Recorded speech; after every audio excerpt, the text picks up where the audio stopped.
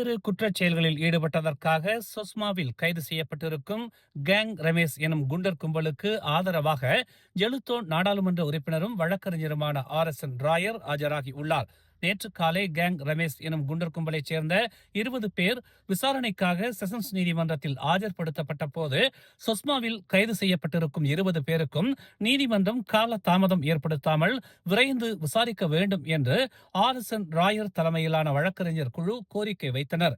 கைது செய்யப்பட்ட 20 பேரும் தங்கள் குடும்பத்தினரை சந்திக்க நீதிமன்றம் அனுமதி வழங்க வேண்டும் என்றும் RSN ராயர் கோரிக்கை வைத்தார். கோரிக்கையை ஏற்றுக்கொண்ட செஷன்ஸ் நீதிமன்ற நீதிபதி கடுமையான பாதுகாப்புடன் கைது செய்யப்பட்டிருக்கும் 20 பேரும் அவர்களின் குடும்பத்தினரை சந்திக்க உத்தரவிட்டுள்ளது. மேலும் அடுத்த கட்ட நீதிமன்ற விசாரணை ஜனவரி 20 நடைபெறும் என்று செஷன்ஸ் நீதிமன்ற நீதிபதி உத்தரவிட்டுள்ளார். கேங் ரமேஷ் எனும் குண்டர் கும்பல் கெடா, பினாங்கு ஆகிய மாநிலங்களில் கொலை, கொள்ளை, போதைப் பொருள் கடத்தல் என பல்வேறு குற்றங்களுக்காக கடந்த நவம்பர் 27 முதல் டிசம்பர் 4 வரையில் காவல்துறையினரால் கைது செய்யப்பட்டனர். 24 முதல் 42 வயதுக்கு உட்பட்ட 20 பேரும் ரமேஷ் எனும் உள்ளூர் ஆடவரின் தலைமையிலான ஒரு குண்டர் கும்பலைச் சேர்ந்த 35 பேர்களில் சிலர் என்பதால் கடந்த 6 மாத காலமாக காவல்துறையின் சிறப்பு படையினரால் கண்காணிக்கப்பட்டு கைது செய்யப்பட்டனர். பர்சாத்து தலைவர் முகைதீன் யாசின் தலைவர் பதவியை ராஜினாமா செய்ததை தொடர்ந்து பரிகாத்தா நேஷனல் வலுவடையும் வாய்ப்பு குறைவு என்று ஆய்வாளர்கள் தெரிவித்துள்ளனர். முகைதீனை விட சிறந்த ஆளுமை பெரிகாத்தானில் யாரும் கூற முடியாது என்று நுசாந்தரா அகாடமியின் அரசியல் ஆய்வாளர் அஸ்மி ஹசான் தெரிவித்துள்ளார். அதேபோல் பாஸ் மற்றும் பெர்சாத்து ஆகிய இரு கட்சிகளுமே பெரிகாத்தானை காப்பாற்ற விரும்பினால் நடுநிலையை கண்டுபிடிக்க வேண்டும் என்றும், அவ்வாறு செய்யாவிட்டால் கூட்டணி நெருக்கடியில் இருக்கும் என்றும், அடுத்த பொதுத் தேர்தலில் குறைவான இடங்களையே வெல்லக்கூடும் என்றும் மலாயா பல்கலைக்கழகத்தின் அவாங் அஸ்மான் அவாங் பாவி தெரிவித்துள்ளார். பெரும்பான்மையான பெரிகாத்தான் ஆதரவாளர்களை கொண்ட பாஸ் கட்சியின் அடிமட்ட மக்கள் கட்சியைச் சேர்ந்த ஒரு தலைவர் கூட்டணிக்கு தலைமை தாங்கினால் மகிழ்ச்சி அடைவார்கள் என்றும் அவாங் அஸ்மான் கூறினார். அடிமட்ட மக்கள் சண்டையிடுவதை தடுக்க பாஸ் பெரிகாத்தானை தலைமை தாங்குவது சிறந்தது. அவர்கள் அதிக எண்ணிக்கையில் அணி திரண்டு காரியங்களை செய்ய தங்களை திறமையாக நிரூபித்துள்ளனர் என்று அவர் கூறினார். பெர்லிஸில் ஆட்சி கலைக்கப்பட்டதை அடுத்து அம்னோ மற்றும் DAP கட்சியின் கூட்டணியில் அமைந்திருக்கும் பகாங் மாநிலத்திலும் ஆட்சி கலைக்கப்படும் என வெளியான செய்தி ஒரு வதந்தி என்று பகாங் மாநில மந்திரி பெசார் டஸ்ரி வான் ரோஸ்டி வான் இஸ்மாயில் தெரிவித்தார். பகாங்கில் பாரிசானும் DAPயும் நல்ல புரிந்துணர்வுடன் பகாங் மாநில மக்களின் நலனை முன்னிறுத்தி செயல்படுவதாக அவர் உறுதிப்படுத்தினார். கடந்த 2023 ஆண்டு பகாங் மாநில சட்டமன்ற தேர்தலில் 42 சட்டமன்றங்களில் பரிசான் கூட்டணி 17 சட்டமன்றங்களிலும், பெரிகாத்தான் கூட்டணி 17 சட்டமன்றங்களிலும், பகாத்தான் கூட்டணி 8 சட்டமன்றங்களிலும் வெற்றி பெற்றிருந்தனர். ஆட்சி அமைக்க தேவையான 22 சட்டமன்ற பெரும்பான்மையை எந்தவொரு கூட்டணி கட்சியும் கொண்டிருக்காததால் பரிசானும் பக்காத்தானும் இணைந்து 25 சட்டமன்ற உறுப்பினர்களுடன் பரிசான் தலைமையில் டதஸ்ரீ வான் ரோஸ்டி வான் இஸ்மாயில் ஆட்சி அமைத்தார். எதிர்க்கட்சி தலைவராக பாஸ் கட்சியின் துணைத் தலைவரும் செக்கா சட்டமன்ற உறுப்பினருமான துவான் இப்ராஹிம் துவான்மான் பதவியேற்றார்.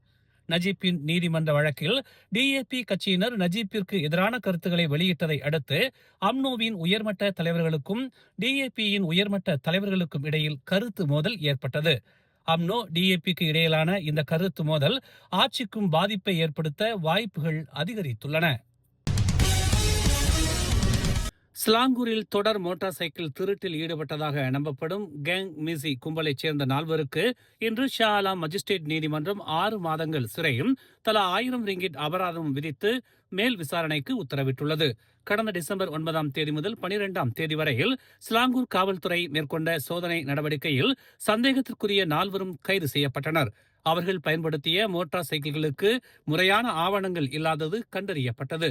மோட்டார் சைக்கிளின் என்ஜின் பதிவு எண்களை பரிசோதித்த காவல்துறையினர் 4 மோட்டார் சைக்கிள்களும் அக்டோபர் முதல் நவம்பர் மாதங்களில் காணாமல் போனதாக புகார் அளிக்கப்பட்டவை என்று கண்டறியப்பட்டதும் சம்பந்தப்பட்ட 4 வீட்டிலும் காவல்துறையினர் சோதனை மேற்கொண்டனர்.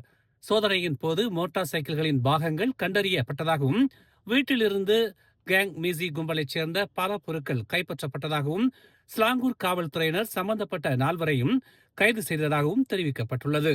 4 மோட்டார் சைக்கிளை திருடிய குற்றத்திற்காக 6 மாதங்கள் சிறையுடன் தலா 1000 ரிங்கிட் அபராதம் விதித்த நீதிமன்றம் தொடர் திருட்டில் சம்பந்தப்பட்டதாக சந்தேகிக்கப்படும் வழக்கின் விசாரணையை பிப்ரவரி 6ஆம் தேதி மேற்கொள்வதாகவும் 2 புதிய குற்றச்சாட்டுகளுக்கு தலா 4200 ரிங்கிட் ஜாமீன் வழங்குவதாகவும் மஜிஸ்ட்ரேட் நீதிமன்றம் உத்தரவிட்டுள்ளது. பேரா மாநில கல்வி இலாக்காவின் தமிழ் மொழி உதவி இயக்குநராக தலைமை ஆசிரியராக இருந்த திருமதி புனிதா சுப்பிரமணியம் நியமிக்கப்பட்டுள்ளார். பேரா மாநிலத்தில் உள்ள அலாக்கார் தோட்ட தமிழ் பள்ளியின் தலைமை ஆசிரியராக பணியாற்றி வந்த இவர் ஜனவரி 2ஆம் தேதி முதல் பேரா மாநில கல்வி இலாக்காவின் தமிழ் மொழி உதவி இயக்குநராக பொறுப்பேற்பார் என்று அதிகாரப்பூர்வமாக தெரிவிக்கப்பட்டுள்ளது. தமிழ் பள்ளிகளிலும் இடைநிலை பள்ளிகளிலும் தமிழ் கல்விக்கான மேம்பாட்டு திட்டங்களை வரையறுப்பதற்காக கடந்த 2001ஆம் ஆண்டு மலேசியாவின் 10 மாநிலங்களின் கல்வி இலாக்காவில் தமிழ் மொழிக்கு என உதவி இயக்குநர் பொறுப்புகள் தொடங்கப்பட்டது.